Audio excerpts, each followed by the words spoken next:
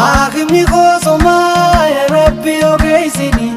ana mala koodisee gama keechindeessini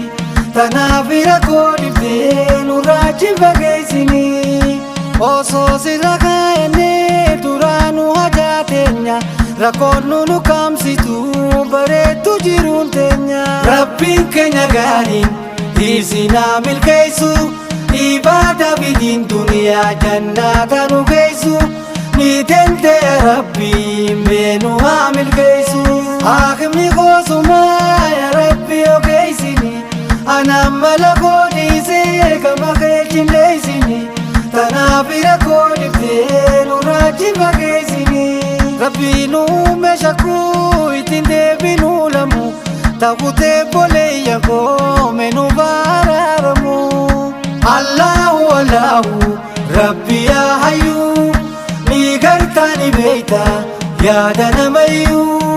murada budi muslimaf namu abayu Hakimni kosoma ya Rabbi ogeessini ana mala koodisee gama keechindeessini tanaaf rakkoo dhiftee nurraa fageessini mootummaan isaa duraan irra diimtaka Golobida badifte nurra kaasini janka Allahu Allahu situ alima irranu duromsi kula zalima nuhanni rizkinte inkabtu duma Hakimni kosuma ya Rabbi ogeessini ana mala koodisee gama keechindeessini tanaaf rakkoo dhiftee nurraa fageessini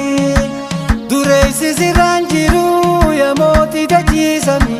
si mootii kuna nyaanne dureessi zalaalami Rabbiin keenya gaariin hannaanul mannaanu